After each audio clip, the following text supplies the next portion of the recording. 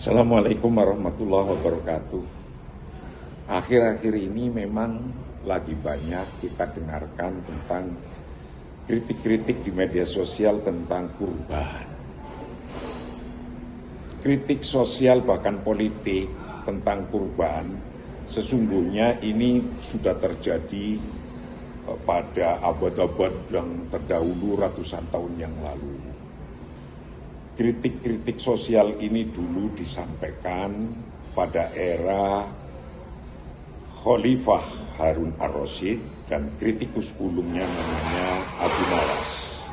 Abu Nawas, kritikus ulung ketika itu, menyampaikan kritiknya di kritik sosial dan politiknya ketika Khalifah Harun ar-Rasyid meminta kepada beliau untuk menyampaikan kurban kepada orang-orang yang fakir miskin dan masih membutuhkannya. Kumpullah di alun-alun lagi mengecek onta-onta yang untuk korbannya. Ada dua menteri, yang satu menteri yang dedeknya tinggi, besar, gendut, menyampaikan kepada yang mulia Khalifah Harun ar-Rasyid, Paduka yang mulia, tolong nanti saya minta daging-daging kurban yang fresh. Kalau nanti untuk menteri ini yang kurus, jenggotnya panjang, bulunya lebat, kasih saja onta-onta yang bulunya lebat. Nah, kemudian Khalifah Harun ar-Rasyid pun menyampaikan, menyela kepada mereka berdua, sudah. Harun ar-Rasyid, perintah ini, tolong onta-onta korban ini sampaikan kepada fakir miskin dan orang-orang yang berhak. Nah, kemudian Harun ar-Rasyid pun pulang. Ketika pulang di jalanan dia berpikir, kok iya ya, di istana masih banyak menteri-menteri yang sudah kaya raya kok masih ingin butuh daging kurban. Besok saya akan potong onta ini dan daging kurbannya akan saya bawa ke istana. Biar raja mengetahui bahwa di sekelilingnya ada menteri-menteri yang masih merasa miskin. Betul, pagi-paginya dibawa ke istana. Nah, ketika dibawa ke istana, Khalifah Harun ar-Rasyid melihatnya dan sambil berteriak, "Hei, Abu Nawas, kenapa daging-daging ini dibawa ke sini?"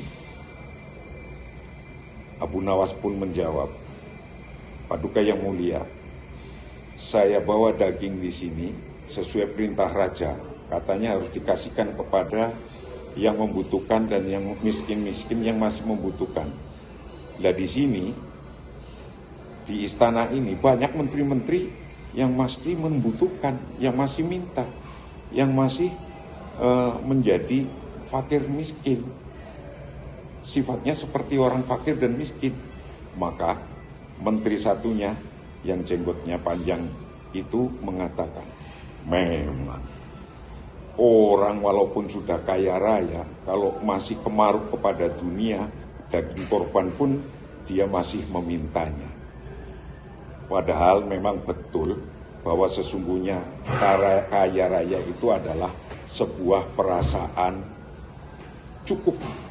Kalau orang sudah merasa cukup, walaupun sesungguhnya keadaannya ya pas-pasan saja, tapi merasa cukup, itulah sesungguhnya orang yang kaya raya.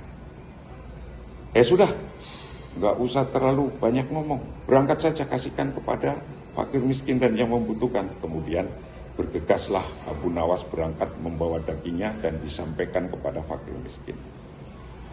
Cerita ini mungkin, kritiknya Abu Nawas kepada para menteri ini mungkin tidak sama dengan kritik yang terjadi kepada atau yang terjadi di Indonesia ini.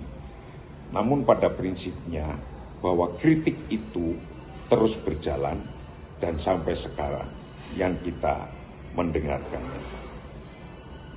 Dalam konteks kita menyampaikan kritik itu sesungguhnya untuk membangun dan bagaimana kita ke depan untuk melakukan yang lebih tepat situasinya dan tepat pada targetnya dan tepat pada semua yang kita cita-citakan. Namun prinsip dasar yang harus kita ketahui bahwa tasarruful imam ala ra'yah manutun bil maslahah. Bahwa kebijakan seorang imam, seorang pemimpin, seorang presiden tidak lain tujuannya adalah untuk kemaslahatan orang banyak, kemaslahatan publik, kemaslahatan rakyat. Semoga kebijakan kurban yang dilakukan oleh pemerintah Indonesia ini adalah untuk tujuannya memberi kesenangan di hari raya ini bersama-sama kepada yang membutuhkan, kepada fakir miskin. Betapapun belum bisa semuanya. Kita doakan mudah-mudahan tambah tahun, kita bisa memberikan yang lebih, dan lebih. Jangan lupa bahwa tasarruful imam ala ra'yah manutun bil maslahah.